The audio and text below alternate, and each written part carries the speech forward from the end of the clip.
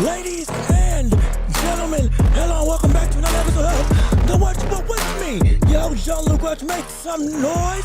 That's right, clap it up, get excited. Wherever you are, we are back with another show for you. A surprise pop-up episode for you all today on this Friday afternoon. You know what I said? We had so much recent success with the shows we've been having over the course of this week. Well, you might as well try to capitalize on it. Let's see if we can extend it to 3 episodes, or rather 3 episodes a day. No, let me make sure we got everything up and running. Yeah, so we here, we live, we on and popping. We are doing what we do best, which is coming on the show, giving you the best in boxing and sports as a whole on the hottest show in all the globe right here on YouTube and every podcasting platform imaginable. And shoot, you can't find no better place to be than right here in the streets of this empire that we got going on in the Welch Report. We thank you for your time. Thank you for effort. Thank you for your energy. We are happy that you are here. If you are new to the show, subscribe first. Leave a like on the video if you're already here. Subscribe to the channel and hit the notification bell so you get a notification every single time we upload on this channel. Leave a like on the stream. Comment your thoughts and opinions right here in the chat, and we can bring it up for the world to see. Like with Bill Haney. What's good with you? How you doing? Glad to see you coming aboard back on the show. And anybody else who's got something to say, so we can we can bring it up right here for the world to be able to see. Subscribe to the channel, hit notifications, comment your thoughts and opinions, and share the show with everybody that you know, so we can keep on building up this empire together, this conglomerate, this monopoly, this mobile behemoth of a giant that we're making together, all thanks to you and your support. We appreciate it. And also, we're available on every podcasting platform imaginable. That's right, Apple, Spotify, you name it, we're there. And if we're not, tell us, we will get there, absolutely no questions about it. So with that being said, hey, we got a jam-packed show, and also, don't forget, at the end of the show, we have the championship rounds, where when you hear the sound of the bell, it's time to shine, make the world your oyster, do what you do best, and talk about whatever you want to discuss. And if I'm being completely honest, this show is really dedicated to you all. We're doing this thing to where we're going to attempt it, see how it works. Let the fans control the show for the majority. Yeah, I got topics to make and to talk about, sure. But we're going to let this be more of a fan-driven viewer experience and let you all kind of dictate and flow how we go throughout the entirety of the show. So in all honesty, we can change at the drop of a hat. Normally we do that already, but this time we're more deliberate. We're more impactful, intentional rather, to make sure that your voice really is the driving force as to where this whole show's going to go. It might be shorter, it might be longer. Who knows what it may be, but either way, we're going to make this show the best that we can for you all. So without further ado, hey, we got sports to talk about. We got boxing to cover. First and foremost, since we're talking about boxing, it is time to step into the ring. Yes, sir. That's right, ring the bell. Let's get it started. Round 1 of this show going underway. And yes, I know we reuse some sounds, but you know what? It flows regardless of which. We know the differentiation. But with all that being said, for the first topic of the show, as you can see, actually, before we get into the topics, hold on, we got people commenting. Bill Haney, what else did you have to say? Join me, nephew, and together we'll take over the YouTube boxing community. Hey, we'll make it happen. Absolutely. We're going to make it work. We're going to make it ride. We're going to make it do what it do. We're going to cruise over the competition. Of course, we love everybody who's in this community. Hey, everybody helps makes this the best that it can be. But hey, we're looking to take over. We ain't looking to take over like Tio. We're trying to conquer divisions, conquer weight classes. We're trying to be like Pacquiao. We're trying to be like Joe Louis, reigning for a long time. And we're trying to go through and punch up above our weight and show that, hey, we belong here. We may be new, but brother, we're the baddest man on the planet. Or women, anybody who comes into this community with the body of work that we're going to garner is going to be something spectacular. Oh, and trust and believe, when we rise up, it's going to be something insane. Can't wait for it. But again, we got stuff to talk about. So first and foremost, let me go and bring up some of the comments of the first topic of the day, which is a surprise reaction to one of the biggest stars in all of boxing, my favorite boxer of all time, Naoya Inoue, and it ain't good news, I can't lie, because now we've got a new regime into the end of careers regarding one of the all-time greats. That's right, ladies and gentlemen, Inoue's talking about retirement. Great day. My God. Oh, Lord. Oh, no. Oh no! Oh gosh! I was shocked when I saw it, and I'm not gonna lie. I forgot to cover it yesterday, so this is a great thing to jump into right now. And shoot, as we go into the old picture, I'll show you exactly what's going on. Well, anyway, Pertwee magazine themselves, that was posted. When was it? 3 days ago. Excuse me. On the 18th, can't remember exactly how long it was. I completely forgot to discuss this. Anyway, when talking about what he's got left in the ring, I want to close my fighting career when the time is right. I think I have about 3 years left, including this year. So, ladies and gentlemen, by 2028, Inoue's talking about, yo, I might be done. Oh gosh. Oh no. Oh no. Oh no! I am very much distraught.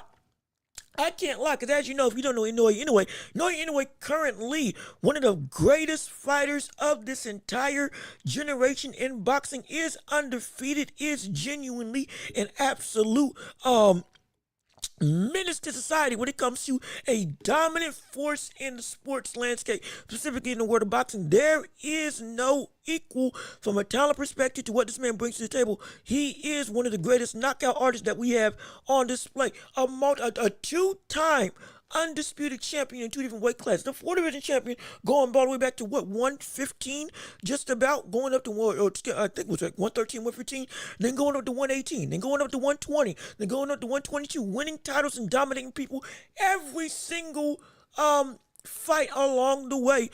Knocking out people like the Nito Donaire, knocking out people like Stephen Fulton, knocking out people like Jason Maloney, knocking out people like Louis Neary, then knocking out Roman Cardenas in his most recent fighting outing. This man's been on a tear and in a sublime run of excellence. But my gosh, all that could come to an end in the span of 3 years, and I, for one, am distraught. I, for one, am incredibly taken aback and shocked. And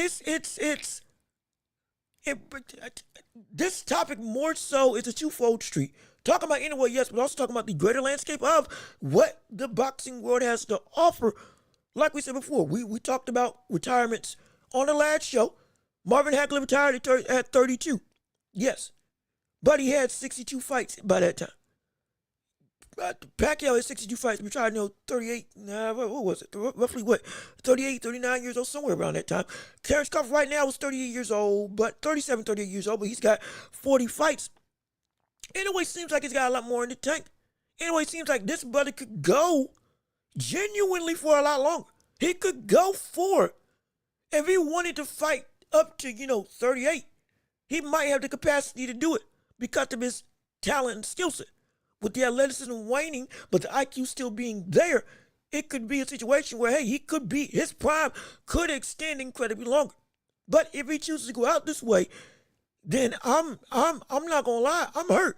I'm really hurt. Because Inoue was one of the few boxers I was expecting to have that Pacquiao-esque type run, not just from the standpoint of greatness, but from the standpoint of he is gonna go through and dominate for years on end. Seeing this brother be a constant force in the boxing ring, similar to what we saw with Nonito Donaire when he's still fighting. Yes, he isn't what he used to be, absolutely, but still a Hall of Famer, still active, and as a staple. Hopkins, staple. Pacquiao, staple. Being able to just be a pillar of the greatness that boxing can be for the younger generation to look up to, for the older generation to appreciate while he's still being a dominant force in the sport. But now that ain't the case. And so now we're playing a game of how much is he gonna, what do you think his biggest accomplishment is gonna be when it's all said and done? And it might be 126. Once he hits that rung, we're done. Once he hits that rung, we're over.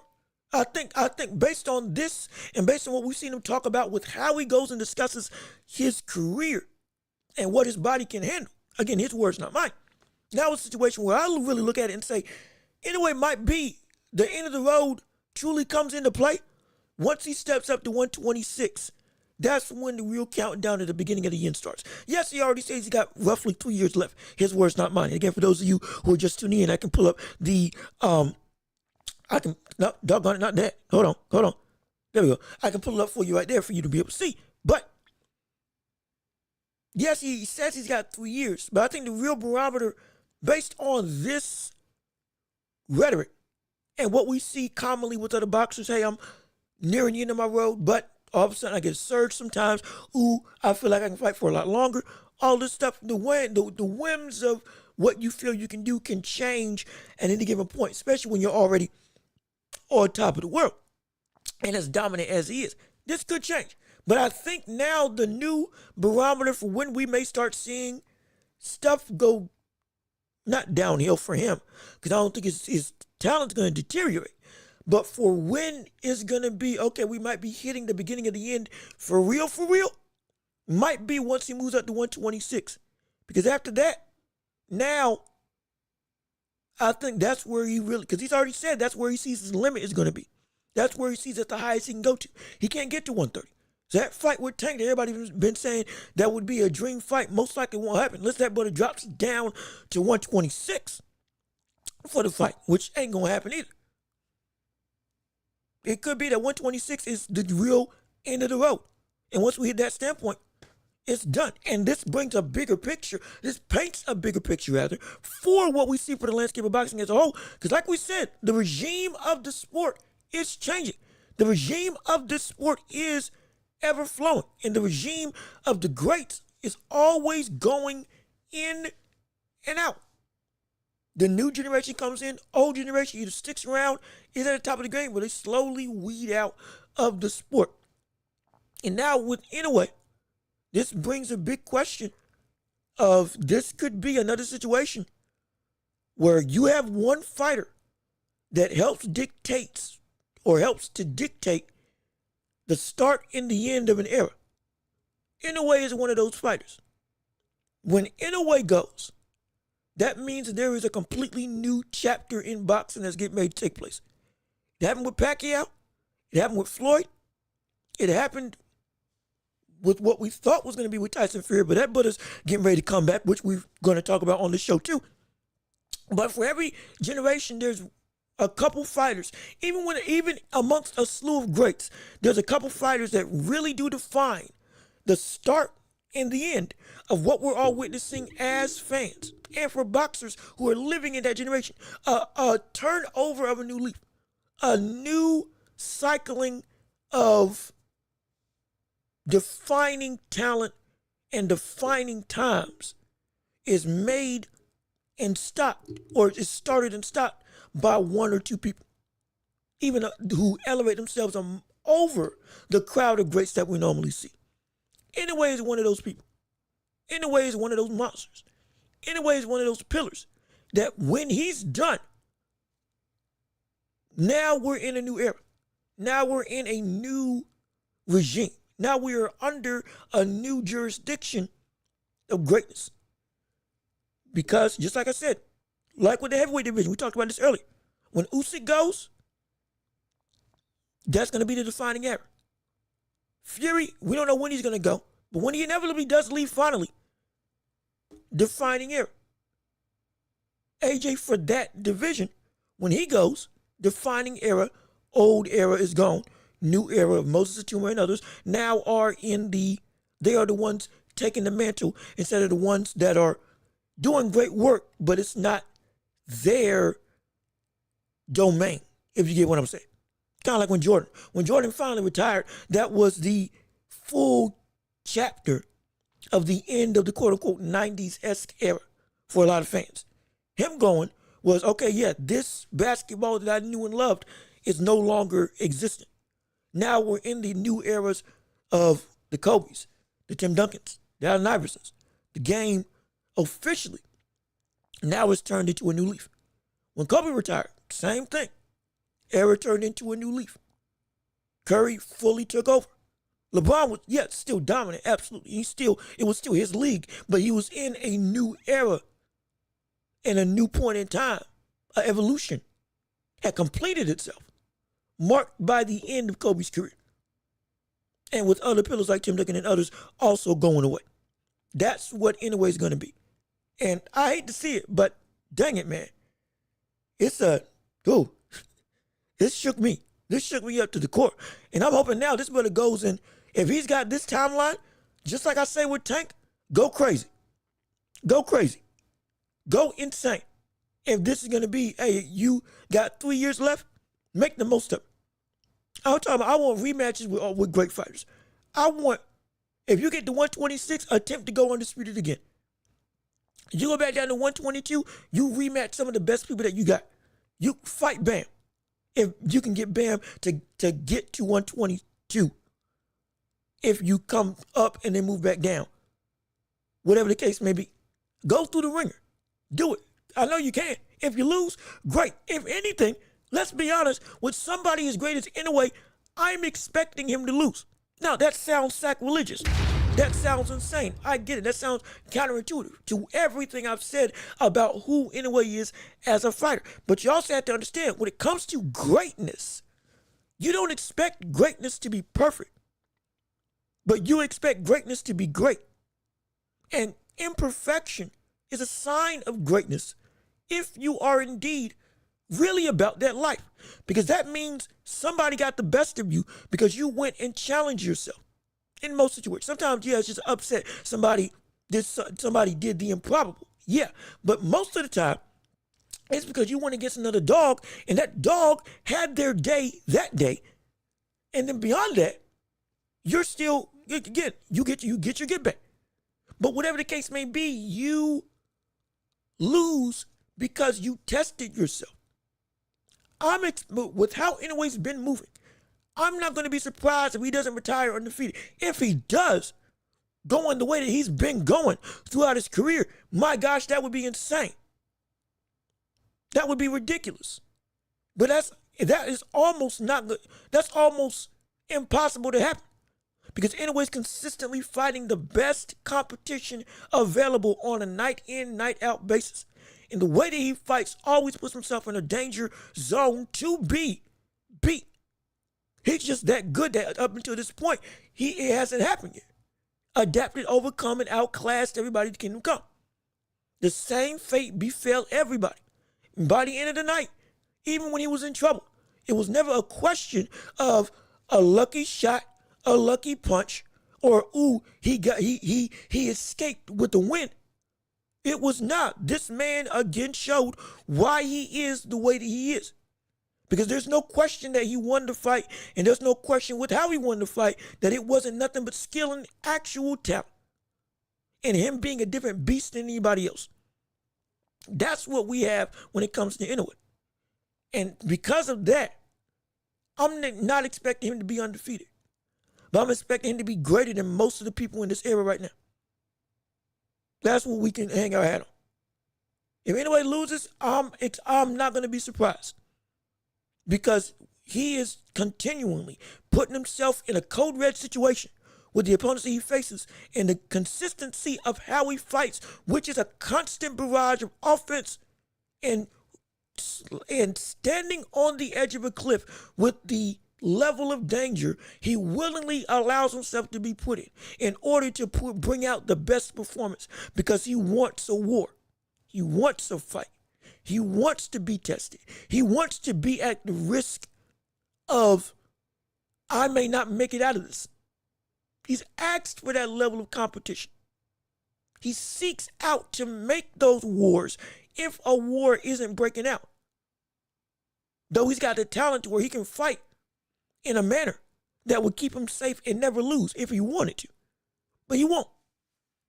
And so his record probably is going to be blemished.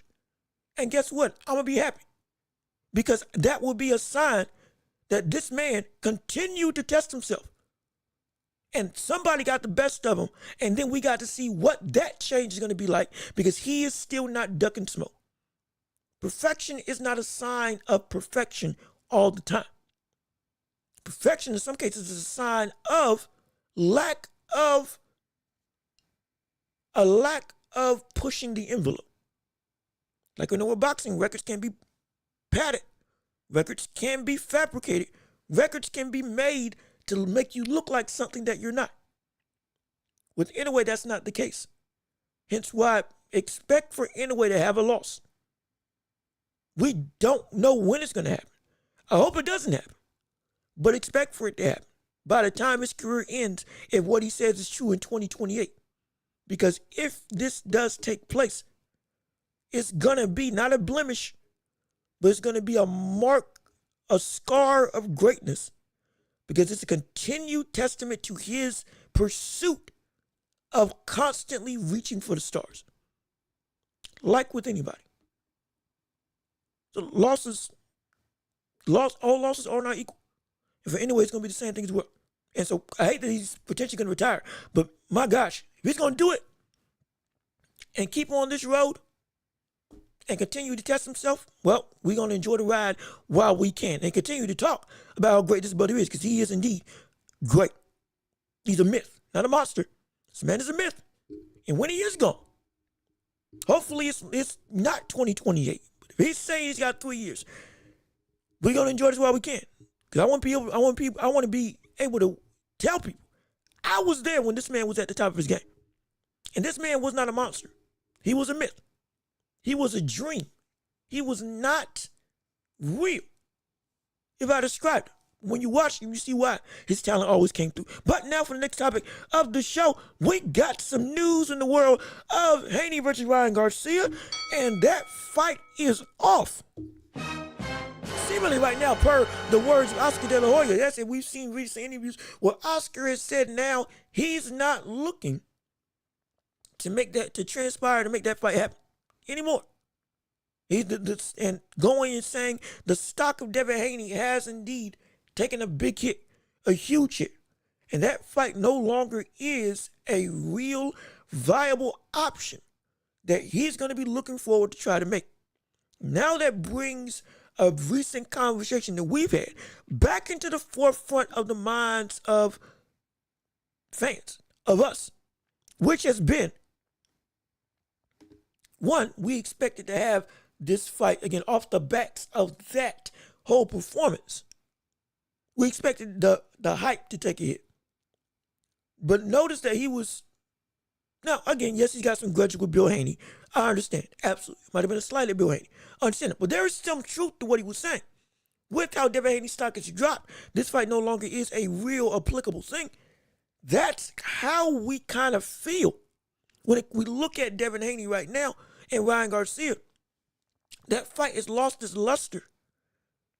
And even with Ryan Garcia losing to Rolly Romero, which is the biggest reason as to why this fight most likely is not going to happen, at least up next, and why Oscar's saying he's not trying to pursue it. It is also because Devin Haney, again, shot himself in the foot with how he fought. And it speaks to a bigger picture for the wider landscape of him as a fighter to be successful, making money, and get the fights that he wants to get. Because now, the conversation is not around Ryan Garcia lost. Hence, this fight lost its luster. The conversations around Devin Haney has turned this into a fight that people are really turned off by. Because of how he has gone about winning. His win hurt him in the long run, even as a champion. It hurt him severely. Even as the man who is reigning at the division at 140, he is no longer a commodity that people want to take part in. Because even though, yeah, you got a shot at the belt, which is insane that I'm saying this, but I think there's some validity to it. This man is not getting any traction, though he is a champion in the sport, because he shot himself in the foot as being not just unmarketable, but he's a hazard to try. I can't believe I'm saying this. He is a high risk, low reward type fighter, even as a star in this division. Right now, Right now, with how the rhetoric's been going about talking about Devin Haney, he is a high-risk, low-reward fighter. If you fight him, the reward is you get a belt, which is great. Should be great. However, the way he's being discussed as a fighter, he is no longer seen like worth somebody fighting because people know this is going to be a fight that if I do lose, I won't get any marketability from it. Me chasing greatness against him is not going to be good for me because if I do lose, it's going to be in a fashion by proxy of how Devin Haney fights based on how we've just recently saw him against Ramirez, which is the most damaging fight that we've had with Devin Haney in his career right now. At this point, that is counted above the fight against Ryan Garcia. Again, that is counted for his record. The other fight with Ryan Garcia got expunged, Austrian, all this stuff. For an actual record that has been validated. For a fight that counts for something. That has not been turned into a no contest. This fight, any fight with Haney, has not been as damaging as this fight with Jose Ramirez. And even as a champion, he's not seen as somebody that people want to take a chance with. Not because, oh, I'm scared I'm going to get beat. It's because if I lose, it won't be because, it could be because he was better than me, sure. But it's going to be because he doesn't want to fight. And by proxy of that, I'm going to look bad. De Los Santos, even now, though he's fighting against Keyshawn Davis, he is still, by proxy of that fight with Shakur Stevenson, having a lot of negative sentiments about him talked about and associated with him because he was involved with the worst fight of that year against Shakur. Objectively, it was horrible, terrible. It was the worst fight of Shakur's career. By proxy of you being the opponent, he got a lot of ire. He got a lot of bad rhetoric. He was hurt. He was hurt by it. He was hurt bad by it. Canelo versus Skull. Skull was not trying to fight. Skull was trying to run, survive, do nothing but do. He was trying to do nothing except for doing nothing. His whole game plan was just stick it out, get to the end of the fight, do what I do, make my money and leave. Yet by proxy of that terrible type of game plan, that punk type mentality, in terms of with the fight game, Canelo got a bunch of ire. And all of a sudden, that fight with Terrence Crawford looks a whole lot different for a lot of people by proxy of the bad performance done by an opponent that doesn't want to engage. And then we're talking about the face of the sport. We're talking about somebody who is the reigning dominant force in the boxing world right now. As the cash cow, he couldn't even get away from a bad performance that made him seem not just human, but made him seem horrible. And this is Canelo we're talking about. That one fight changed the perspective for a lot of people on how they feel the fight with Crawford's going to be. And everybody was saying that Canelo was too big and IQ was just as good as Crawford, and now he's going to be able to take him out. Now everybody's saying, wait a minute, hold on. Can you catch him? Are you too slow? And all that stuff, all because a fighter on the other side was not trying to fight. And like we said before, it's your job to cut off the ring. Absolutely. Just like with Ramirez and just like with Canelo. It's your job to cut off the ring. But also, it is also, if you know boxing, it's incredibly difficult to fight somebody who does not want to fight. And if they have the ability to have good feet and they don't want to engage in the slightest, even if you're an expert at being able to use footwork in your own right, it is difficult to engage with them if they are not punching back. Canelo could knock out Jermell Charlo because Charlo was not punching back. Let's not forget that. Charlo was shelling up completely and was not trying to fight. And Canelo couldn't knock him out or beat him because Charlo was literally running around the ring and being the very antithesis of what his whole moniker of being a lion is supposed to be. That's the problem. That's what we're dealing with when it comes to Devin Haney. Devin Haney right now is that, as a champion, he is that type of opponent that even if you fight him, you will be ridiculed strictly by proxy being in a bad performance with him, because everybody's going to remember how much of a stinker that is. And if Canelo can't even get away from that level of rhetoric and ridicule, and you ain't Canelo, why take a chance on Devin Haney? Why even try? Because I'm not going to make a bunch of money from pay-per-views. I'm not going to make a bunch of money when it comes to the overall revenue from the standpoint of, yeah, I'll make good money, but in terms of like as a big star, it ain't going to be the same, because I'm also not one of the other big names that would garner that same level of income. I'm not a Tank. I'm not a Ryan. I'm not even a Tia. And so it's like, it's a rare thing, but he is a high risk, low reward type fighter, though he's the champion. Due to the risk that you have with fighting him, makes it incredibly dangerous for your own career trajectory. Because Devin Haney, at this point in time, the stigma is, I don't want to fight you. I don't want to engage with you. Especially with that villain role, I don't want to make this an exciting fight. And I don't want to box. I just want to win. And do it in the easiest fashion possible. I'm not saying most efficient type of offense like I've talked about with Archie Beterbiev. I'm talking about I will do the bare minimum. Hit and run. Run. Not box. Run. And make it so that, oh, you can't catch me. I'm not doing what Floyd did. I'm not doing what Pernell Whitaker did. I'm not doing what Willie Pep did. I'm not doing that. I'm going to make it as despicable as possible. That's what his reputation is right now in a lot of people's eyes. That makes him a very bad commodity for anybody to want to have to engage with. And that can be a problem. That can be a huge problem. Hence why he may make a hit list for a lot of people. But there's a lot of people that ain't trying to call him out. There's a lot of people that ain't trying to really associate with him.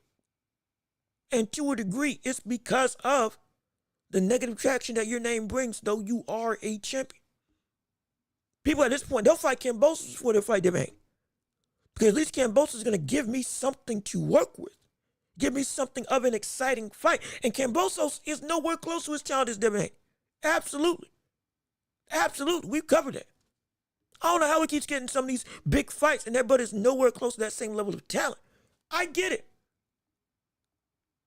But in the same vein, it's like, man, Voley said, I don't want to fight Devin Haney.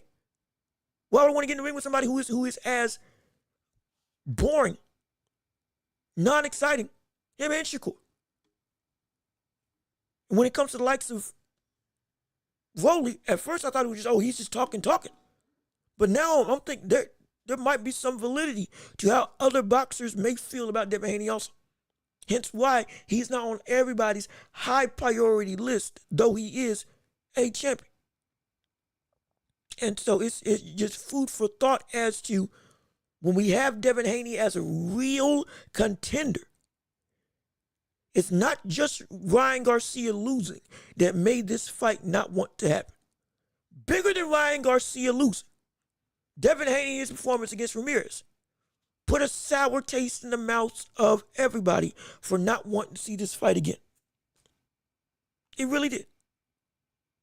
If Devin Haney had fought even like a Devin Haney that we knew in the past, we wouldn't be having this conversation. If Devin Haney fought like he fought against Kambosos, we wouldn't be having this conversation. We wouldn't. I'm serious. We wouldn't. If Devin Haney fought like he fought against Lomachenko, we wouldn't be having this conversation. If Devin Haney fought like he had fought against Linares, we wouldn't be having this conversation. If Devin Haney fought like he fought against Regis Prograis, we wouldn't be having this conversation. But we are. Because he's not that anymore. He's not that guy anymore. That Devin Haney and this Devin Haney are not the same Devin Haney. That Devin Haney in this situation would have still garnered a lot of interest for that rematch with Ryan Garcia right now. And Oscar wouldn't be saying we don't need to pursue it. Because even with Ryan Garcia losing, his excitement and star power, even with the loss to Rolly, is still big enough to make this fight. It should still be something that people want to see. And this is still a hotly contested grudge match that people still are invested in. But by proxy of what Devin Haney did, fighting at the worst state possible. Not calling New York the worst state. I meant in the worst state possible of his own fighting ability. He himself, more than Ryan Garcia, ironically enough, shot down what this fight could be. Genuine. It's a shame, but it's the truth. Because if it wasn't, we would still be saying, even with the loss, let's get this rematch going. Let's make it happen. If anything, now I really wish that Turkey Al-Sheikh had made this fight just off the bat immediately, rather than doing a build-up to the fight and then you make the fight happen. Because now, Devin Haney playing it safe potentially ruined his shot at revenge, at least in the immediate future. Because if Devin Haney didn't play it as safe as he did against Ramirez, we might have some level of traction that, if Rolly beat him with the simplistic level of nature, maybe Ryan Garcia really ain't what we thought he was on that night with Devin Haney. And Devin Haney looked really good against Ramirez. Now let's see what you can do. If that was the conversation we would be having, this fight would still be most likely not talked about by Oscar De La Hoya and others as we don't want it anymore. But that's not the conversation that we're having, because that's not what we see with Devin Haney. Because this Devin Haney is not the Devin Haney of old. And he did that to himself by trying to play it oh so safe. And now this is potentially the new Devin Haney that we have going forward for the rest of his career. This might be the only Devin Haney that we witness for the rest of his career. And all the build-up, all the legitimately good boxing that he had, the great jab and all that stuff might be out the window from the standpoint of only going to do just what I need to do to win and then escape and do nothing else. That's what we can see right now. Again, you may disagree. I completely understand. It's just this is the real sentiment. And if it wasn't the case, we wouldn't be having headlines like this saying that the fight's off. We'd be having Oscar De La Hoya and going on interviews and saying, we don't want that fight anymore. We wouldn't be having most of the boxing public all of a sudden be really turned off by the prospect of seeing that fight happen again. We wouldn't see the level of, excuse me as I'm taking a drink, we wouldn't see the same level of disdain and almost nonchalant interest, a monotone level viewpoint of what that fight could be based on what the hype was for beforehand, if what I'm saying wasn't real in the eyes of the boxing public. This isn't me blowing smoke. This is the real sentiments of the community. And it's brought on by Devin Haney himself. Ryan Garcia losing absolutely played a part, but more so than that, we have seen boxers lose and still be excited for fights. We've seen Tyson Fury lose, and we've seen Tyson Fury and AJ lose. We still want to see that fight happen between the both of them. We've seen Wilder knocked out twice, beaten the stop 3 times, and we still want to see that fight happen. Excuse me, he lost to Tyson Fury twice. Got beat by Joseph Parker. He lost to Fury twice. Beat by Joseph Parker. Knocked out by Zhang.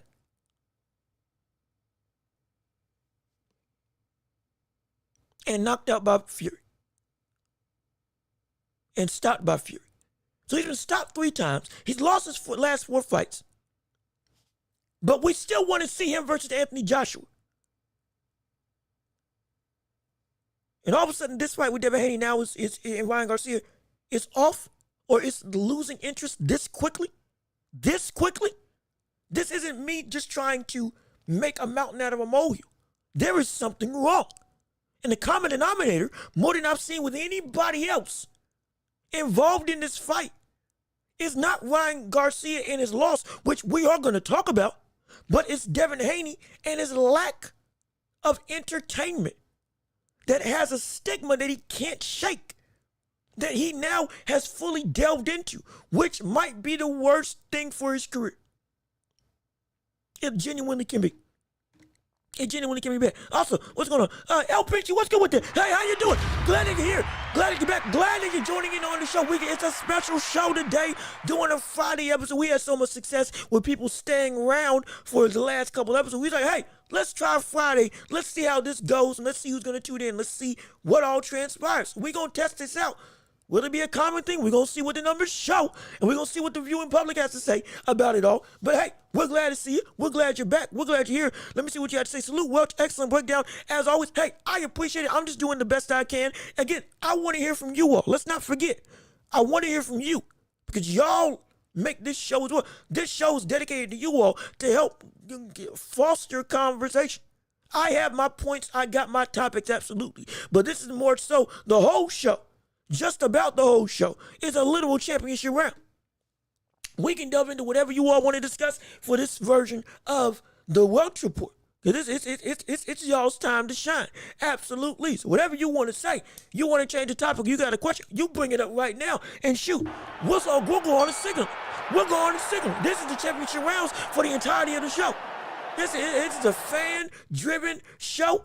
I got topics and plot points that I'll still bring up, absolutely. But at the drop of a hat, we drop something and we change something if y'all got something to say. So I'm down for it, absolutely. So we all here to see what you all got to say. Yo, Jason Radcliffe, what's good with you? How you doing? Glad that you're here.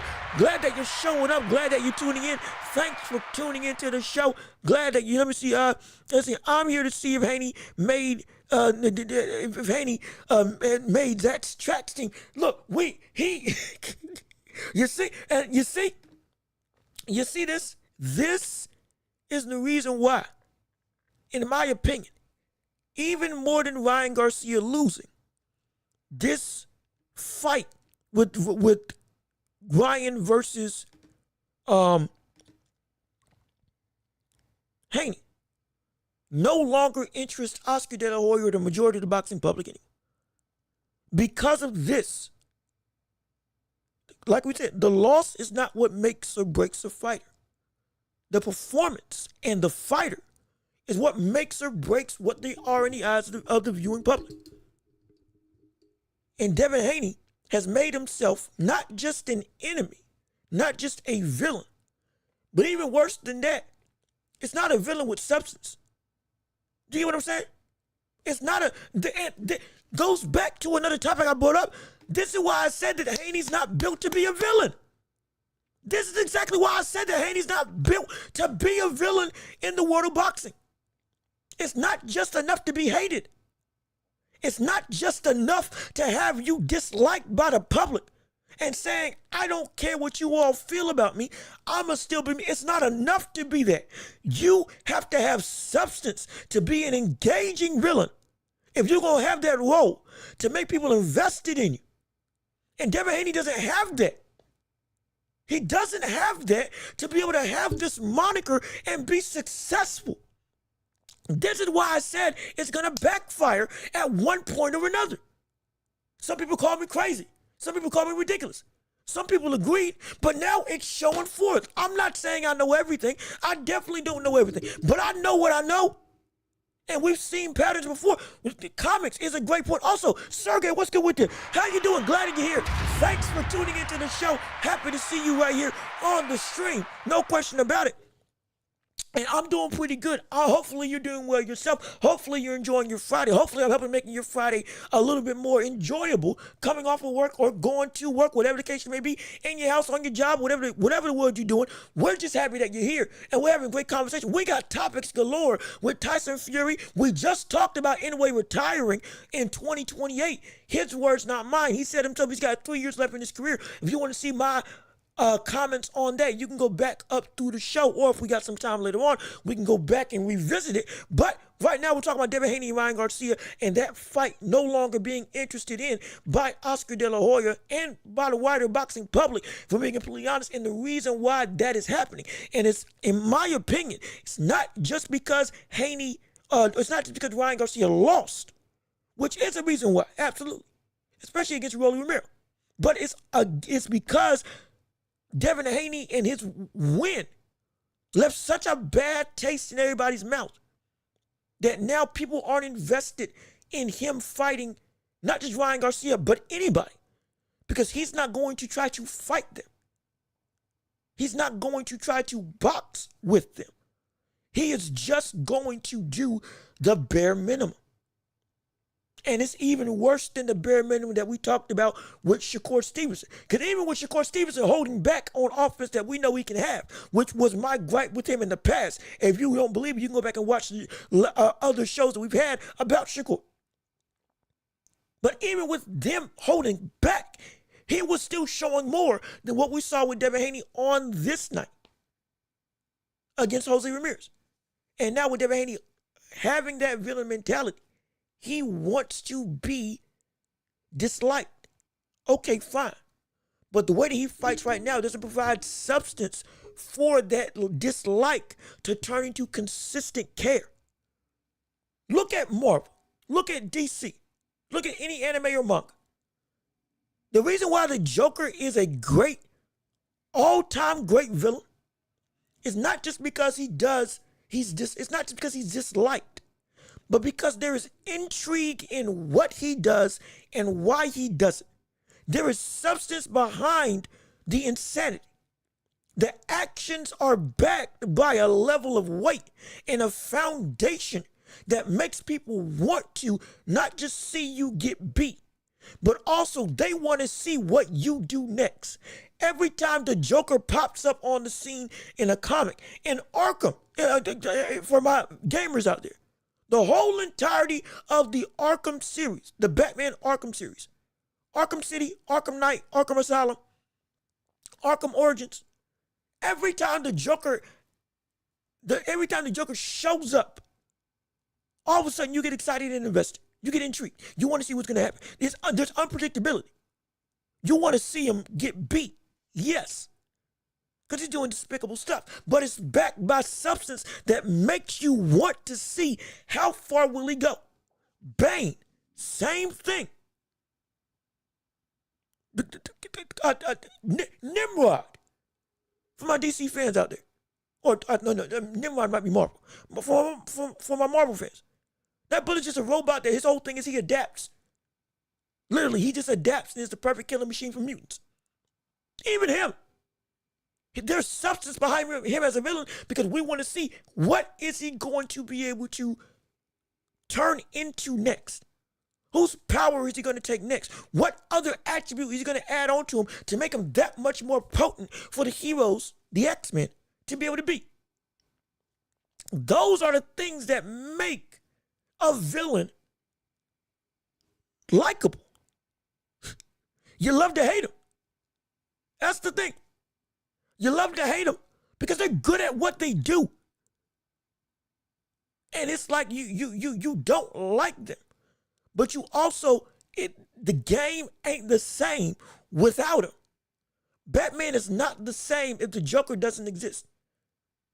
Peter Parker, Spider-Man, is not the same if Wilson Fisk is not existent in his universe. It's not. If his rogues gallery isn't there, it is not the same. Superman is not the same without Lex Luthor. There is a distinct need for a villain not just to be a villain, but there's a distinct need for a villain to need to have substance to make them not just believable, but to make them wanted by the public.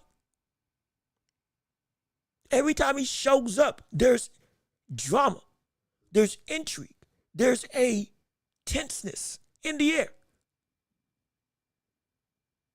Devin Haney is not that. Devin Haney just says, you don't got to like me. That's fine. We don't. But there's no substance making us have to see you. Floyd, there was substance why we wanted to see him. Margarito, there was substance to why we wanted to see him. Mayorga, there was substance to why we wanted to see him. Duran, there was substance to why we wanted to see him. Yeah, Duran was beloved, absolutely, but he was also a villain. He was for a lot of people. He was a villain, but there was substance behind Tank. Right now, the fans are starting to turn against Tank because of his lack of going and test and being the fighter that we know he can be, pushing himself and giving the people that deserve a shot, like Keyshawn Davis, like Shakur Stevenson, like Lomachenko whenever he comes back, like Teofimo Lopez, like even Devin Haney, like Ryan Garcia in the rematch at 140, like all these different situations. I'm glad with him is that he isn't chasing legacy. People don't like him because of that. He is turning into a very tiresome villain for a lot of people. But there is still investment that you want to watch him. Because even though we don't like how you've been moving, oh, you're underhanded. Absolutely, from the standpoint of you take the easy way out for the fights that you've been having for the course of the last couple of years. But still, we want to see you. We want to see you. Because there's substance behind what you do. That's not what we're getting from Devin Haney. That's not what we're getting from Devin Haney. That makes us buy in to not liking him, but needing to see him. Hence why I said I believe yesterday, boxing can go on without Devin Haney in the picture. Boxing can exist without Devin Haney there. And that's not good when you are at the top of the game. That's not good if I'm saying that about a champion. That's not good if I'm saying that about who's supposed to be one of the biggest names in the sport. That is not okay. If this is supposed to be one of the biggest names that drives people to want to see what you got going on, that is not okay. It's not okay. It's not okay that if it's only 3 people that we want to see you fight against, outside of that, we don't care. That's not okay. But that's where Devin Haney is right now. From my perspective, that's where he's at right now. And so it's Jared Leto was right. His Leto was a very bad interpretation of the character. What he was trying to go for, I understood, but it didn't land at all. Phenomenal actor, absolutely. Has been given terrible roles from time to time, like also with Morbius. But he is not a bad actor at all. The way that character was written did not do him any service in the slightest. He could have actually been a really good Joker. He could have. He's got the ability to morph that character into something better. Not better as in better than Heath Ledger or my favorite Joker of all time, Mark Hamill. In my opinion, the greatest Joker that ever exists. Though it's a voice acting role. Nobody encapsulates the character as good as Mark Hamill's Joker. Nobody does. Heath Ledger was the best on-screen adaptation. No question about it. I will never disrespect that. But on the whole, with any medium, Mark Hamill for me takes the cake. But that's a whole nother conversation. Regardless of which. What was I saying? Dang it, I lost my train of thought. No. Jared Leto could have been a really good Joker. He could have. But the people writing that script for that character made it impossible for him to succeed. Because I don't think anybody could have, there's very few people that could have made that version of Joker work. There's very few. Because it was just a bad written role. It was a bad written role for an iconic character. And it's a shame. It really is a shame. But again, it's still the championship rounds. Anybody can talk about anything. This show is dedicated to you all, the fans. Whatever you want to say and discuss, we can talk about it right here on the channel right now. But again, we still got more to cover while we are doing what we do on this show. And now we can piggyback to the other side of the coin with Ryan Garcia. In conversations with the likes of this whole fight going off or not being wanted. Like I said, Ryan Garcia didn't lose. We can say all the stuff that we want about Devin Haney. He won the fight. Wasn't in a great way. It hurt him more than anything. It hurt him as if he lost, but he still won. Ryan lost. And now we got a question if Ryan's in trouble.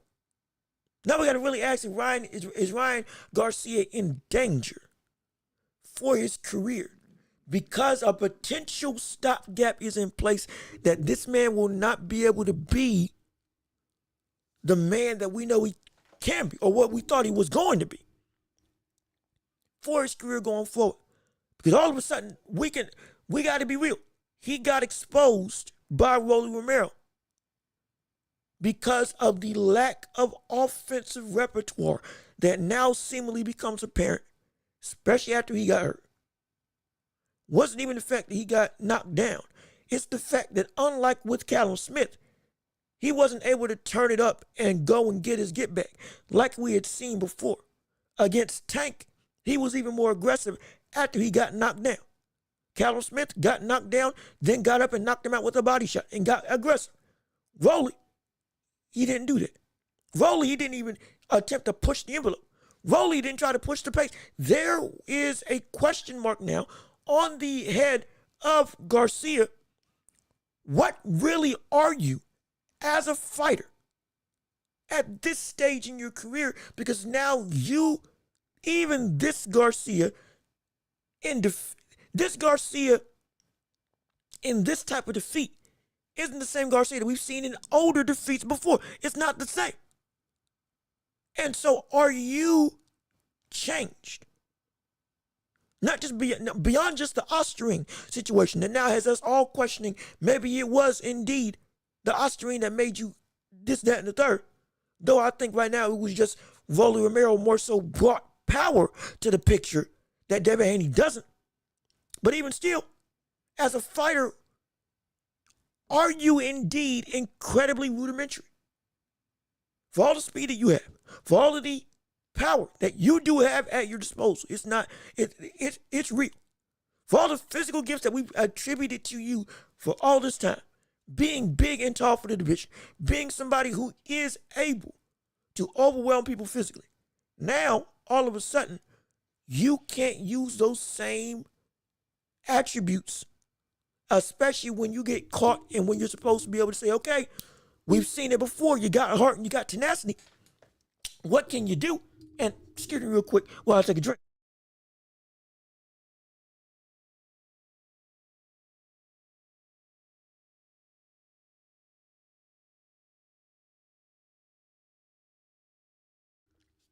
I had to take a drink there. But with everything that we've attributed to you in the past, even in defeats, this was not that at all. This was objectively your worst loss that you've had in your career. It was worse than Tank. Because even, at least against Tank, we saw you try to go and do something else. Still be the Ryan Garcia that we knew. We didn't see the Ryan Garcia that we knew in the past. And it has us really questioning what you are as a fighter. And I think now Ryan Garcia, something's got to shift. And at minimum, we need to see this man's offensive array really get substantially better, more articulate, more diverse. Use some uppercuts because you have leverage over opponents, similar to how we see the likes of Frondor do. Use your right straight more often because you have the ability with your hand speed and your length to be able to actually catch people. You have the hand speed to make your right straight become a jab in its own right, like Roy Jones Jr. used to use when he was at the peak of his powers. Not comparing Ryan to Roy at the slightest, but physically he would be able to use that as a real means. And El Pinche Ryan Garcia lost his mojo. He might have. I think he did. Strictly going on, before I even get to the mental aspect, physically, this brother can be more and should be more. And he should have better opportunity to be a very dangerous, diverse offensive weapon. And now we really had to sit here and say, was the left hook really all you had as what made you such a big threat? We had to ask that. Not to mention that have you negated the rest of your offensive ability to be able to only rely on the one weapon that we know is your best thing. We can talk about Derrick James now. Potentially he hurt his game. Absolutely. But we can't overlook the fact that Ryan Garcia has also been doing this for his entire career. And as much as we see the talent is there, the improvement has not been there. He's tried stuff. He tried that very awkward looking but surprisingly effective, which I haven't said that in the past, Philly shell. But outside of that, nothing else about his game has really evolved, has it? We got to be real about it. And also, Teach, what's good? How you doing? Hey, brother. Glad that you're here. What's up with the glad that you're back? Salute to you and appreciate you coming in on the show. Right now, we're talking about Ryan Garcia and his lack of evolution really throughout his whole career. Again, after Tank, outside of, again, that very awkward Philly shell that he used against Duarte, and then that he used against Devin Haney, nothing else really was different about Ryan Garcia. It wasn't. I got to be real about it. Thinking back and looking in retrospect, the man has not improved as a fighter. He was already baseline. He was good. There's no denying that. There's still a lot of people that couldn't beat Ryan Garcia. I completely understand it.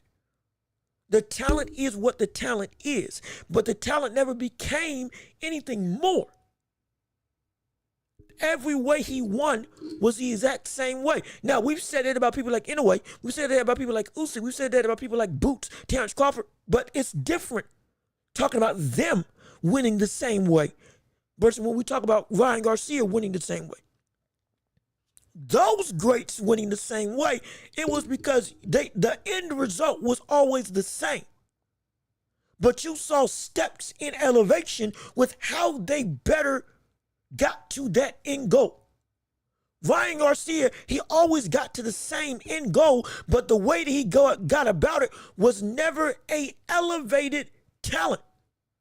There was never a change that had us looking at him differently from the standpoint of this man has truly stepped up something. We said there's semblances there. Defensively, we had some praise for him, but on the whole, everything else was relatively exactly the same. The game plan was the same. The punch selection was the same. The output was the same. The tactics to cut off the ring was the same. The traps, if he does set traps, was the same. Nothing equated to a level of evolution that shows he's a better fighter. On the whole of what we've seen since the fight with Tank Davis, that should have been the launching point for him to elevate into something more. It hasn't happened. It hasn't happened. It really hasn't happened. We got to be real. We have to be real. It hasn't happened. If it did happen, we wouldn't be having this conversation about him losing the role. We wouldn't be having this conversation about him losing the role. We would not be talking about him losing the role as a plot point. If that was the case, we wouldn't have seen Ryan Garcia. We wouldn't be having Devin Haney versus Ryan Garcia right now. We would. Yes, we got on why that fight isn't happening and got on Devin Haney. Completely understandable. And it is true.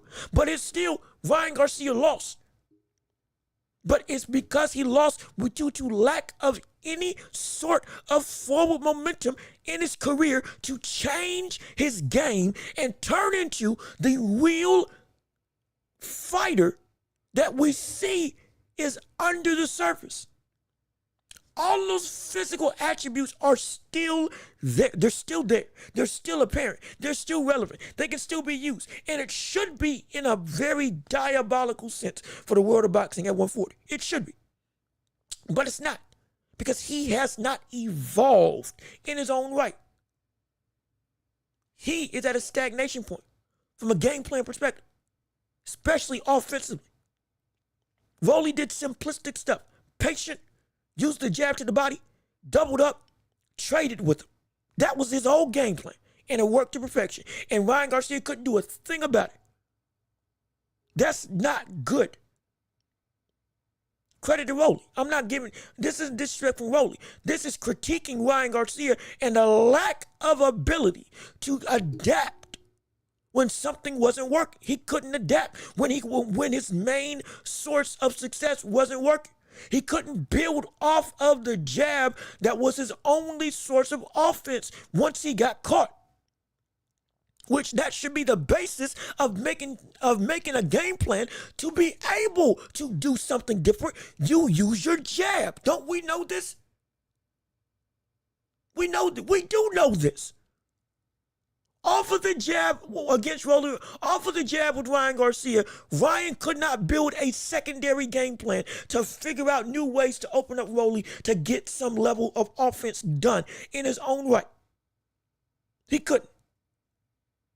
When he got relegated to the jab, it was the only thing that should have been, it was the thing that should have helped to garner a new evolution in the game. But instead, it became his only source of offense that he was stuck in with no means of getting out. None whatsoever. There's a problem of stagnation that Ryan Garcia has been in that I think I've failed to neglect, or I failed to recognize, and I've neglected for far too long. That's a problem. That's a major problem. And not to mention, El Pincher, you brought it up best. He lost his mojo mentally. Where is Garcia now as a fighter? Where is he now as a fighter? Yes, seemingly whatever craziness he was in is no longer a big problem anymore. Most likely it's behind closed doors. I have no clue. Publicly, seems like stuff has changed for the better. Publicly, again, privately, no clue. Still, this all could be a farce. Who knows? But in terms of mentally, he may seem calm. But in the ring, something's missing. Something's missing up here. That is almost like a mental stopgap that is barring him from making that transition into being something more. Something up here is stagnating him. Like I said, we've been saying this all the time. Boxing is 90% mental, 10% physical. 10% physical. You can train your body. You can train your technique. You can train everything you need to do. But you have to still mentally be prepared to execute everything that you train and more on the night of the fight. You have to. If you don't, you're going to be a sitting duck. That's where we're at with Ryan Garcia right now. He is a sitting duck, both in game plan and up here mentally. Could it be Derrick James that's the issue? Maybe so. Could it be that Ryan Garcia never actually was that good? Maybe so. But what we do know objectively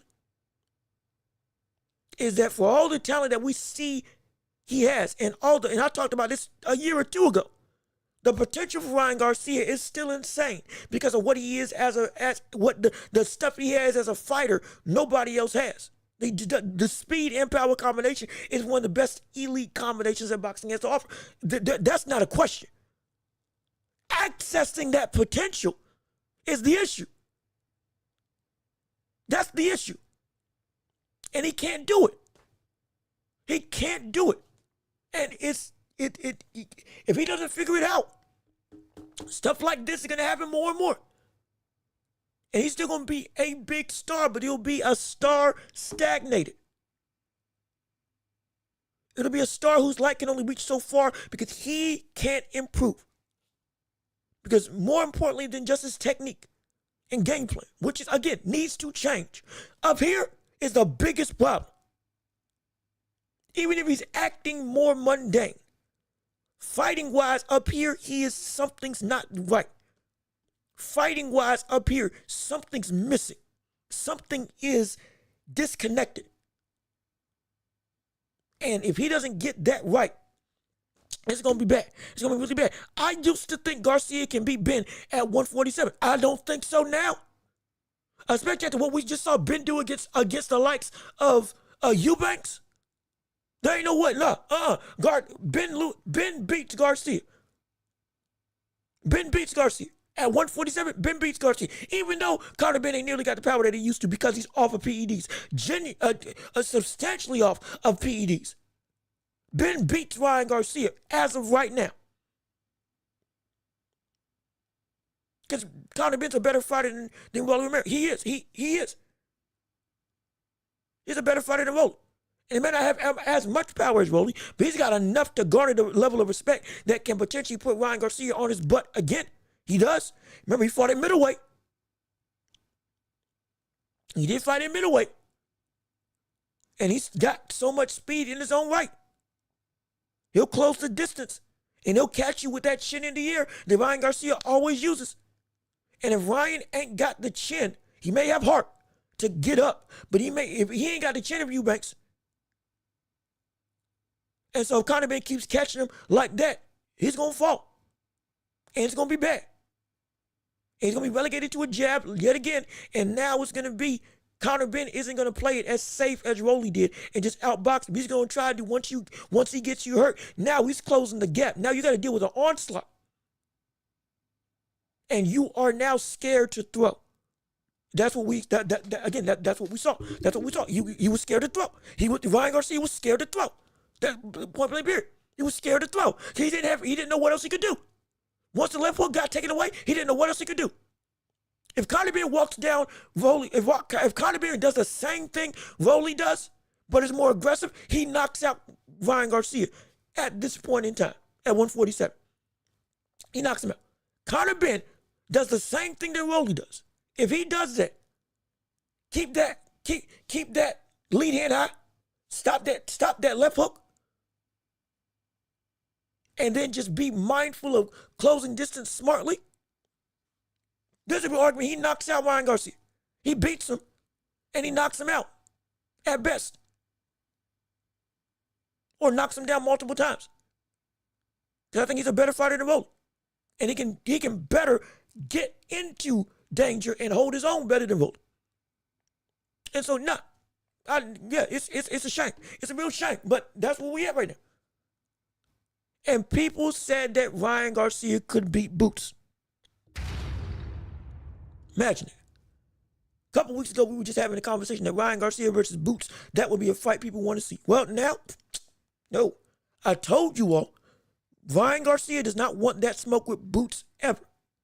Never. I told y'all that before. I understood the appeal. I absolutely did. But I told you, Boots and Ryan is not a fight that you want to see. Because if you want a career cut short, you'll make that fight. And now you see why I said that. Because if you think Ryan Garcia's speed is going to be the only thing that keeps Boots away, you are sadly mistaken.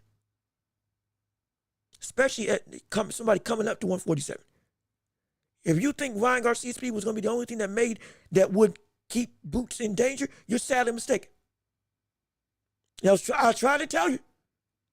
And now you see exactly why I had that sentiment. Boots would kill Ryan Garcia. Ryan Garcia would not be crying in the ambulance, which again, I have no problem with you crying and losing. Disappointment is absolutely understandable. You're going to feel emotion. No, I'm not holding against for people to cry. You need to cry. People need to cry. Crying is good. Never feel bad about needing to cry. Needing to take a minute and just let your emotions out. Never feel bad about it. Absolutely. Real men don't cry. Don't listen to that stupidity. They do. Real people cry. Men and women. Children and adults. Don't matter. Pain, grief hits us all. Emotions are not bad. Emotions are good. Ryan Garcia crying in the ambulance because of the disappointment of this loss. I get it. Never will I disparage that. Never. Absolutely not. But also understand that if he was doing that in an ambulance, he won't be doing that if Boots fights him. He won't be crying if Boots fights him. Because Boots is going to knock him unconscious. And he's going to be unconscious by the time he gets to the ambulance. He won't need to cry because he won't know where he is if he fights against Boots Ennis. It will be that bad. That's why I say that fight don't need to happen. Now, everybody's back on board with saying, yeah, you're right. And so, that's where we are. That's where we are. But again, we still got more to cover on this show. Gosh, we're only an hour in. I thought we were a little bit more. But either way, we're still enjoying it. Mind you, this is still the championship rounds. The entire show is a championship round show where whatever you want to talk about, discuss, have questions with, comments with, we can do it right now. Leave a like on the stream if you're here. Share the show if you haven't already, to let people know that what we got going on is a surprise pop-up episode, because we're testing out what if people like a show on Friday and what they want to hear, what they want to see, what they want to do. Will this be a common thing? We're going to test it out. Maybe three shows a week. That may be the new norm. And if it is, hey, I'm down for it.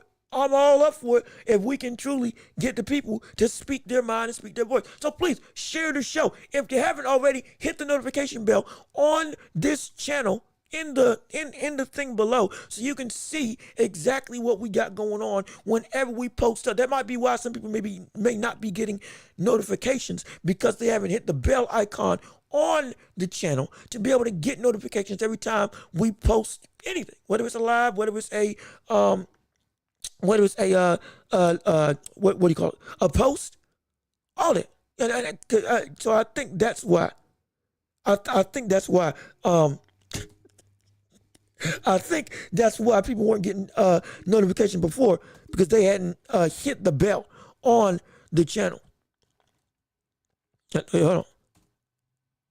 Yeah, so I believe that's the reason. But regardless of which, let's make this show the best it can be. Let's get everybody tuned in to what this phenomenal show can be, for the world to be able to witness the greatness that is this show, The Welch right here on YouTube and on every podcasting platform imaginable. I remember I said I was going to post the podcast from yesterday up on streaming platforms. I still am. I had to handle some stuff yesterday, so couldn't do it like when I wanted to do it. But we're going to get both episodes uploaded today, both yesterday's and today's today, so everybody can hear it at any point in time and go back and listen. But while we still got stuff going on, we still got a few more topics.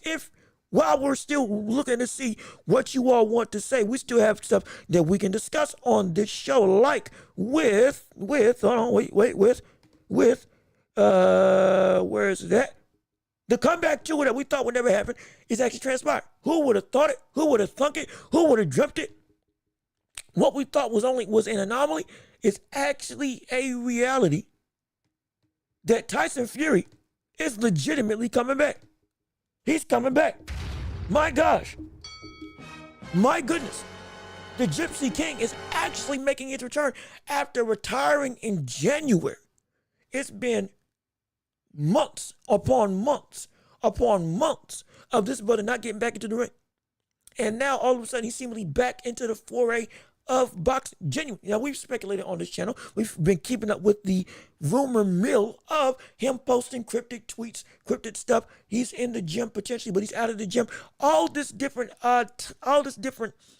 signs of what potentially will happen. Now it's about confirmed. Him, his father, and he's made training with Kronk Jim again. Yeah, he's back fully. Who the opponent's going to be, I'm not sure. I think it's most likely going to be Anthony Joshua that he comes back from. I think it's going to be Anthony Joshua. Now, it could be. For all we know, it could be he's coming back. He skips the line. He fights Joseph Parker for Joseph Parker's mandatory spot. And then after he fights him, he tries to get a trilogy with Usyk, which, again, were all phenomenal fights. No question about it. If they fought again, I would still watch it. We just know who the better fighter is, which is Tyson Fury, or which is Usyk, who won both. One by split decision, the other one by unanimous decision. Both incredibly entertaining affairs, but both Usyk did what he needed to do. And so, but he could go that route. Fighting Parker as a comeback fight would be Parker's biggest payday since fighting an early Anthony Joshua, or of the recent fights he's had with Riyadh season and fighting against Deontay Wilder. And if Joseph Parker wins, well, he's assured a shot at the winner of Usyk versus Dubois. Yeah, he's assured a shot at the winner of Usyk versus Dubois. But if Fury comes back and he beats Joseph Parker, then boom. Now we're looking at a different picture. Now we're looking at a different landscape. Now it is Fury versus Usyk potentially for a third time for the undisputed title. Or he could go with one big payday coming back to Anthony Joshua. The fight that never happened. The fight that we wanted to see. The fight that got away. The one that would have been the biggest all-British war that history had ever seen. No question about it. The one that would have been bigger than Nigel Benn versus Conor Benn. Senior. It would have been bigger. The one that would have rivaled, from a standpoint of hype and pop and circumstance, a countrywide split for the UK of who's supporting who. When it should have happened at their prime. When it should have happened while both of them were at the top of the game. When it should have happened while both of them were both unified and individual and lineal champions at the same time. It should have been that it already took place. But sadly, we never got it. Yes, Anthony Joshua lost. Then he came back. Then he lost again to Usyk. Then he lost again to Usyk. After losing to John Ruiz. Tyson Fury.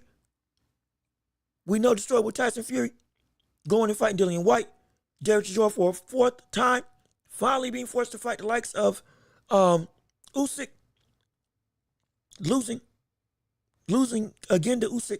Before that, arguably losing to the likes of Francis Ngannou, which I still wholeheartedly believe he lost that fight to Francis Ngannou when they fought against each other. I still believe he lost that fight. I genuinely do. So we've seen a tale that's been as old as time for consistently trying to get the major fight of the century. Now, while the lackluster appearance of that fight has completely lost its lust, most likely that's what Fury's coming back from. And it's still going to be high selling. And I am excited for it. But also I want to know where Fury is right now as a fighter in his career. Because how much did those two fights take out of him? Though he was in the best shape for both of those fights with Usyk. But let me see, Jason Radcliffe, Haney is bum. Haney, how do we say this? Devin Haney's not a bum. Because there's not a lot of people that can beat Haney. That's just the truth. Even if we don't like it. Even if I don't like it. There's not a lot of people that can beat Devin Haney. There's not. Let's be real. We gotta be real. There's not a lot of Devin Haney being this sentiment. Devin Haney being a bum. Devin Haney is not a bum because there is not a lot of people that can beat him. There's not many in the division that can beat Devin Haney. There isn't. We have to be real about that. But also with that same reality, from the standpoint of how he's going about winning, it is a bum-like mentality that everybody doesn't want to be a part of. So he's not a bum fighter, but he fights like a bum. Does that make sense? He's not a bum fighter, but he willingly fights like a bum. Hence why people don't want to see him. Hence why we don't like him. Or excuse me, I won't say we, because we is about to up. We don't like him. William Skull. William Skull. Like I said, bum is not, but anybody can be a bum. You can be a bum for ducking people. You can be a bum for fighting dirty. You can be a bum for not fighting at all. There's many things that can criteria somebody, no matter how great you are, for being a bum. Canelo is a bum for not fighting Dave Benavidez right now, or when he was in the same division. He's a bum for that. Absolutely. Nobody is above being a bum if it's applicable. Devin Haney as a fighter is not a bum from a talent perspective, but as the way that he's willingly fighting, he's fighting like a bum. He is. William Skull fought like a bum against Canelo. Was it Jamel or Jamal? Was it Jamel or Jamal? Which one was it? Hold on. I don't want to misconstrue who fought who.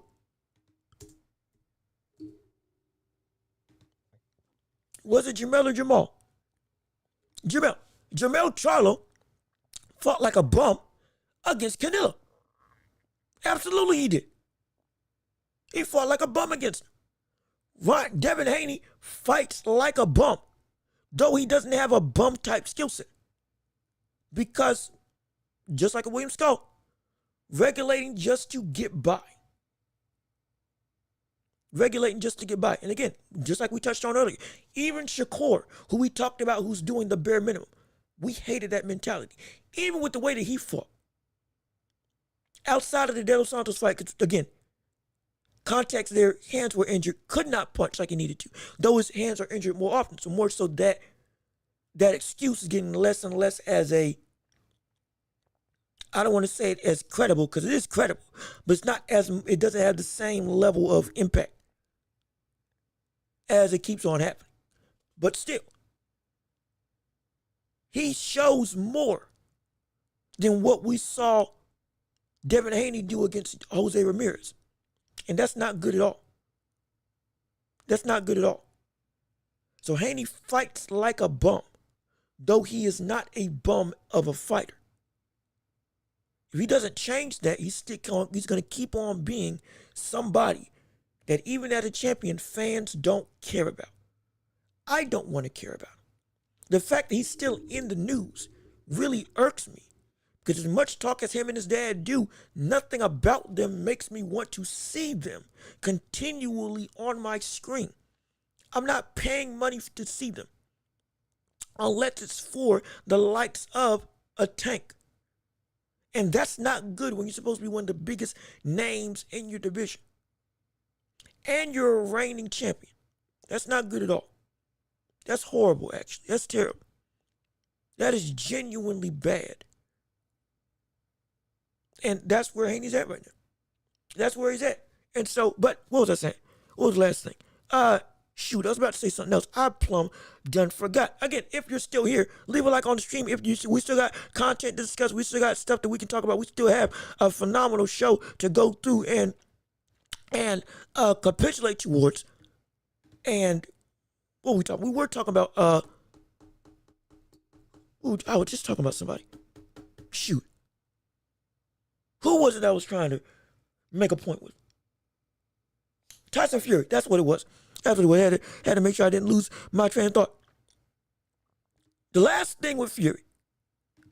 The last thing with Tyson Fury.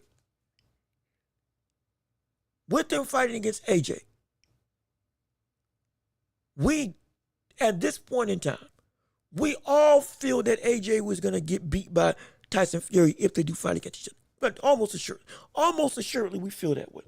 I would be surprised if anybody's picking Fury to lose to this version of Anthony Joshua, who seemingly cannot get his defense and offense blended together, looking more like Joe Joyce than anything of his recent fight, especially against the likes of Daniel Dubois, which is hard. But at the same time, when we look at Tyson Fury, where is he at as a fighter? Because mind you, his feet ain't the same as they used to be. He's no longer the same spring chicken that he used to be when he went up against the likes of Cunningham or Otto Wallin or even Deontay Wilder when he first changed his style. And all that height now is a lot more stationary than it used to be. Usyk is a great fighter, absolutely. Usyk is a better fighter than Tyson Fury. I've always said that, and I still say that now. But also got to capitulate that it was also Tyson Fury's less or degraded ability to move strictly because of the framework of Father Time also made it so that Usyk's footwork was just that more effective to be able to close the distance, close the gap, and mitigate that reach and height that we know Tyson Fury had as a real means of advantage. We had to be real about it. This doesn't take away from the win, because Usyk is the better fighter. And I was saying that the whole time. But still, Tyson Fury ever so slowly has been degrading physically as a mover. Is now more of a plotter. Now you go up against the likes of Anthony Joshua, though we know Fury is better, especially right now. Fury beats AJ both times in both fights if AJ is the opponent instead of Usyk, based on how we looked in both of those fights. There's an argument that AJ gets knocked out if this version of AJ fought against that version of Fury, both of those versions of Fury. But how dedicated is Fury to get to that same version? the slim and trim Fury that came in the second time round, who was bigger but also like cut, and, or even Fury the first time, who was also in at that point in time looked like the best shape he could be in, and moved akin to the older version of Fury that we've seen before. It took work to get himself back to that level. It did. Dedication, a commitment, an insane drive. Not saying that Fury is just, a bum who just doesn't care about the sport. But we also know that he hasn't, you got to make him get up for a fight to get the best out of Fury. Because before Usyk, we weren't seeing the best out of Fury. We weren't. A la Francis Ngannou. So now that that's the case, with Fury going up against AJ, how dedicated is he gonna be to be able to hold that same level of discipline, to have himself be consistently dominant within his own physical makeup, staying fit, staying lean or cut if he wants to go that route. Or if he bulks up like he did for the second fight, he comes in but is like muscle bulk while still having that padded ability of that weight being a shock absorber.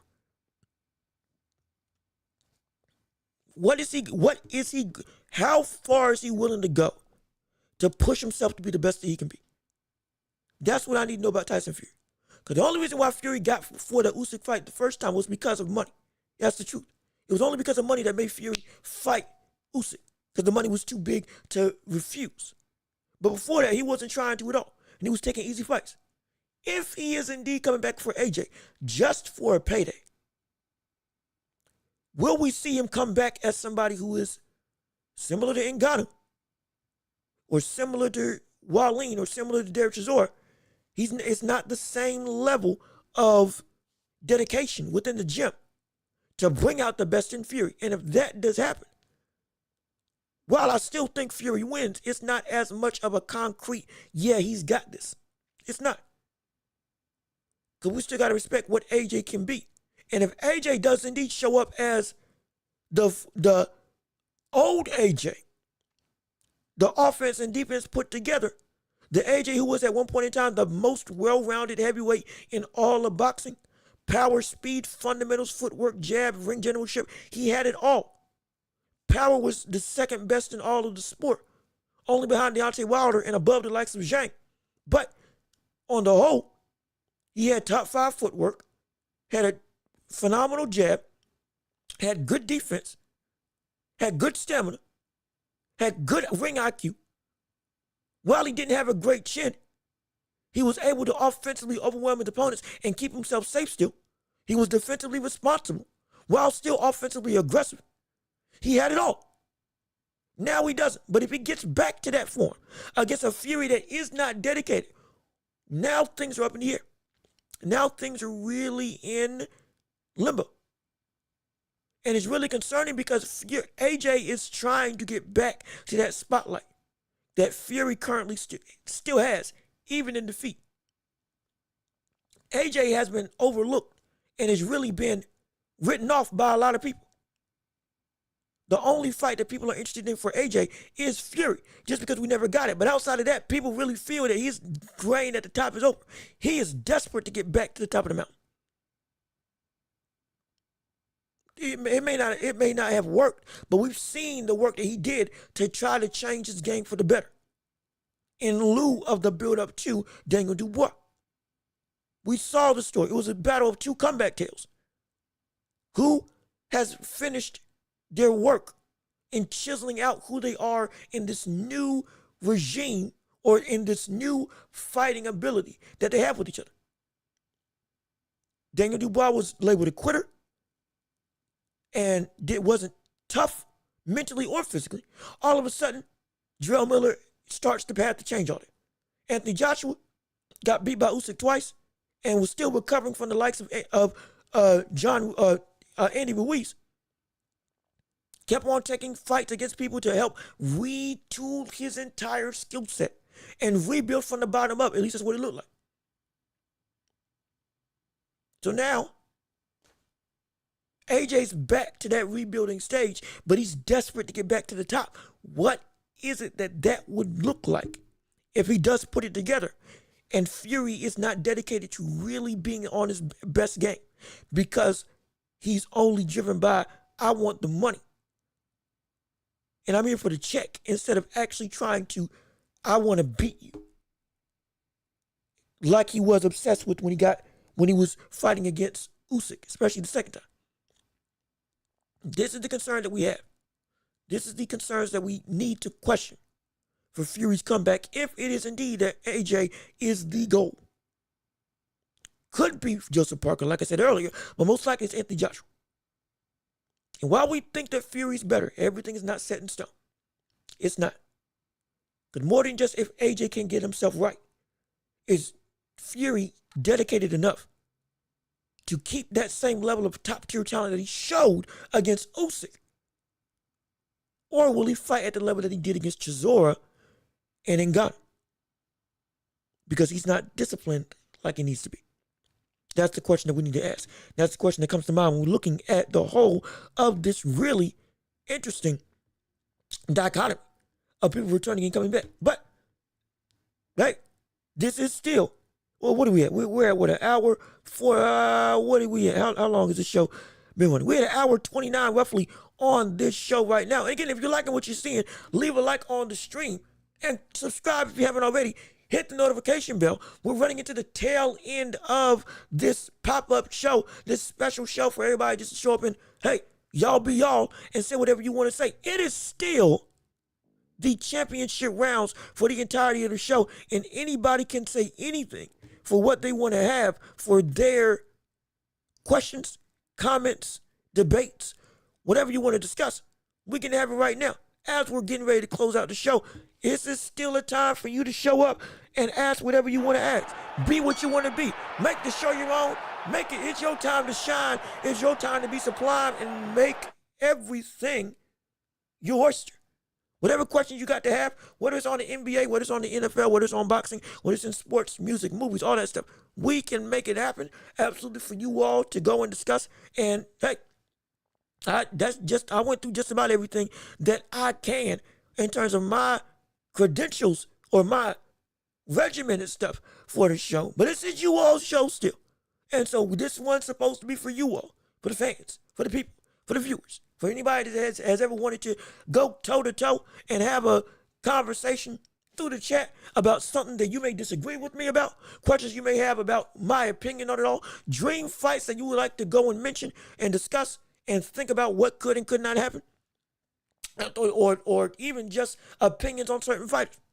I'm up for it all. And if I can talk about it, again, I'm still learning. I'm still growing. I may not know everything, but I know what I know, and I'll give you the best I can with what I got. Absolutely, no question about it. And so whatever you want to discuss, we can make it happen right now as we're getting ready to end or get to the tail end of what this show can be. We want to make it so that, hey, everybody gets a fair shake to say what they want to say. But as we still wait, and as we let people go and talk, or get their questions together and comments together, we can also talk about the NBA while we got some time, because there is still a lot of stuff going on in the playoffs. More specifically, we got the likes of OKC dominating the Wolves again. And I tell you what, I don't call series early, but I think this series is over. When it comes from the standpoint of OKC versus Timberwolves, for my NBA fans out there, this series is done. This series is finished. My gosh, it was what 90 something to 60 at one point in time yesterday for the Timberwolves versus OKC game. They are just outmatched in terms of the Timberwolves. They're outmatched. They can't compete with this level of talent. You got two all-NBA defensive players in Lou Dort and Jalen Williams. You got the MVP, which, what did I tell you was going to happen? I told you SGA is going to win the MVP. Though I think Jokic had the better season, 30, 12, and 10, not winning MVP when you're a fifth seed or when you're a fourth seed or top three seed or between a fourth and three seed in the Western Conference with a team not just went through turmoil with coaches and all, but with the roster is not even playing up to the normal par. Your second best running mate isn't playing nearly up to the same level. You're objectively better than SGA in every single category. More dominant, more successful, more impactful. I think Jokic should have won it, but regardless of which, SGA went winning it, putting up stats that we ain't seen since the likes of Michael Jordan and Wilt Chamberlain. 32, 5, and 5 for the year on 50% shooting. Hey, phenomenal, incredible. Tip my cap to you. But him, Chet, Jalen Williams, the other Jalen Williams, Lou Dort, Alex Caruso, Isaiah Hartenstein, the roster is just too deep and they're too well oiled for OKC to be able to really handle. Or excuse me, for the Timberwolves to be able to handle. In the slides, it's too much. This is not a contest. We know they're going to get to the Western Conference Finals. Or they're going to get to the finals, out of the Western Conference. Because this is what the OKC has been building to for years. This is literally what OKC has been building up towards for the longest time. Getting to a title through youth and drafting. And like I said before, they're a threat for decades to come because they have themselves set up for the future and for the far future. The near and far future they have locked up. And it's going to be a menace to society if anybody try to come out and beat this squad. It really is. And then on the other end of the spectrum, when you look at Anthony Edwards, as great as he can be, and as he has been for the playoffs, they need more. They need more. This roster is not a bad roster, absolutely. But now the new barometer for what needs to be great in the Western Conference is what OKC got going on right now. They have to get some better pieces. They're going to have to. Ant has help. He does, absolutely. Anthony Edwards needs a dominant number 2. I'm not talking about Julius Randle playing above his means. I'm not talking about Julius Randle all of a sudden averaging 25 and actually being a good playoff, consistent player, which he wasn't, and it has not been. He was the biggest reason why he was the biggest reason why the Knicks were held back from getting as far as they have gotten now because of his lack of offensive IQ. Yes, he was averaging 24 points, but it was with dumb shots that ultimately would take away the momentum and shoot the Knicks in the foot. Now, all of a sudden, he's rectified it, averaging the same level of points, but on a very more judicial clip, which is something I never thought I would say. But him being your number 2 is not going to be the thing that helps you win, especially not against this squad. For Anthony Edwards to get any level of real success and get over that hump, because they're in the Western Conference Finals. They're closer than they've been since KG to tasting a shot at the championship. Though KG had no help whatsoever. At all. At all. Old Sam Cassell and Wally Serbiak were his best weapons to help him get to anything. And that's why he got knocked out in the first round all the time. Though he was at one point in time the best player in the NBA during his MVP season. And was always top 3. Absolutely. That's why when he left, went to the Boston, won a chip almost immediately because he actually had help around him. It was a super team, granted, but if he's not there, they don't win. That's a bona fide fact. Ant is on the cusp of that, but now he needs a dominant number 2. And it can't be Julius Randle as the second guy to consistently be the man to help bolster an offensive repertoire that Anthony Edwards already has set the table for. It's got to be more. They need to make a change. And if not, it can be bad. It can be really bad. And also out east with Pacers and Knicks, like we said yesterday, but even more fervently because the game is today at 8 o'clock. Knicks right now are in danger of getting run out the building because them averaging 135 points for a series is not going to happen. It's not. Because Pacers are going to potentially run this team to the ground. Though I want the Knicks to win, I do. I really do. I truly do. No question in my mind. I don't want the Pacers to win. I don't want to see Pacers and OKC in the finals. I don't want to see that. It's my personal preference. Because it's just the Pacers, more so, I'm not as big of a fan as Halliburton, as others. But I understand the talent is absolutely insane. He's turned himself into a superstar. It's low on the totem pole. But I think he's a superstar with what he's been able to do for this offense. And how he is one of the best guards in the whole of the NBA, one of the best point guards that the league has to offer. Point blank period. Top 5 to top 3, depending on who you have in front of him. This man is the reason why this team has the most eccentric and microwave type offenses, because of his court vision and his ability to outright go. And he's clutch. This season on like last 2-minute shots, he's like 11 of 12 for the whole season. I'm so serious. When it comes down to clutch opportunities, he's got the ball in his hands. He's been hitting them consistently, just like he did against the Knicks. It's a surprise for a lot of people because people don't care about the Pacers. Understandably, because the market ain't that big, but you should care because this young batch of kids can run. And by kids, I mean they run around like a bunch of kids on the playground with how much they just constantly move and outwork everybody. They literally have the power of youth on their side. And to quote Guy from Naruto, they make people, they're a whirling dervish of just offensive firepower. Naismith got hot and turned into a prime Klay Thompson, hitting 8 for 9 from 3 and going 5 straight threes in the fourth quarter. They were down 109 to 118 with 2 minutes left. They went to overtime, 125. They scored 20 points in 2 minutes. 20 points in 2 minutes with a Knicks team that seemingly had stopped their offensive momentum.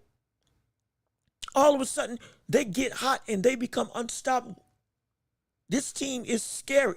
This team is insane. This team is horrifying.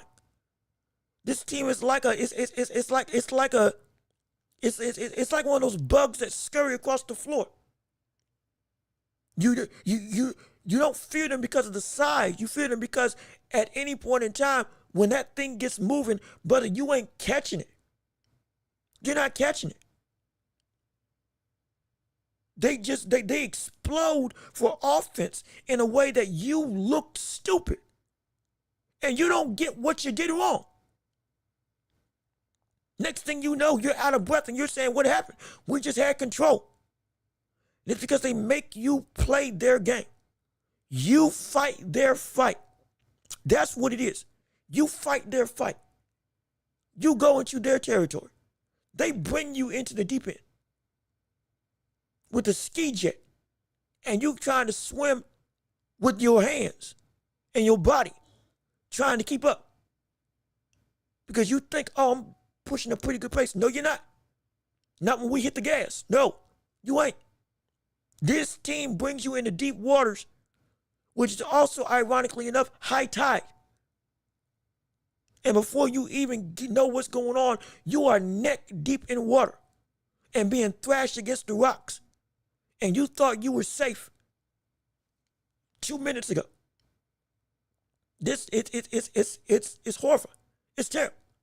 And the Knicks right now just got awoken to the fact that they are in a situation where 20 points is not good enough. Nobody in the playoff game had been down 14 in the fourth quarter and won, up until the Pacers did against the Knicks. No team had ever done that. None had ever done that. This team has legitimately a type of identity that a 20-point lead is not big enough. A 30-point lead we're gaining ground on being able to pull away. A 40-point lead is your safest bet at being, okay, we're in the clear and we got him now in terms of beating Indiana.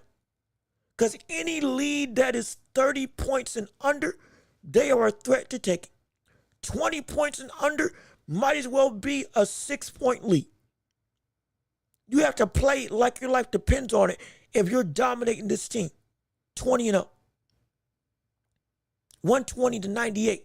If you're up 120 to 98 and it's the fourth quarter, you can't rest.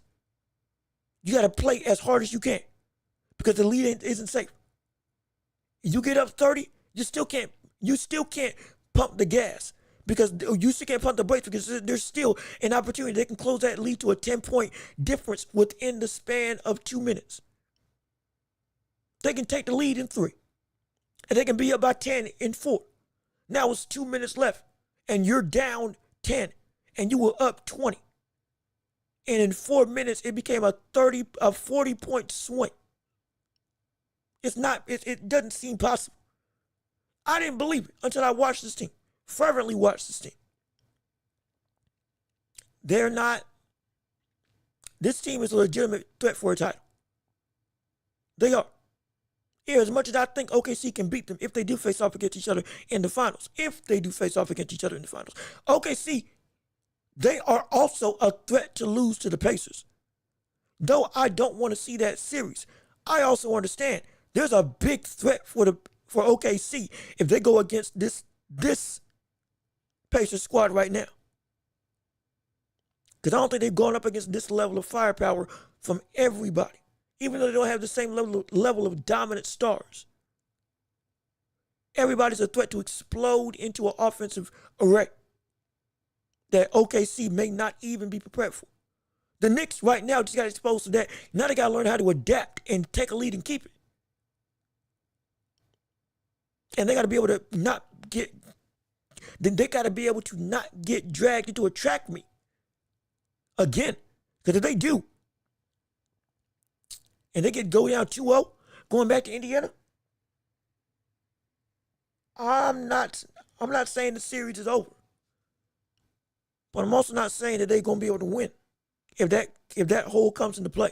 And I want the Knicks to win. Again, I wanted to win. But my gosh, it's going to be a very dangerous road. A very dangerous road for the Knicks to potentially overcome if that does indeed become the reality. And so tune in tonight. Get ready for what has been the most competitive series in the playoffs of these conference finals. And everybody's tuning in to see what the Knicks can do against the Patriots in Game 2 and for the rest of this whole series. Because they got iconic moments.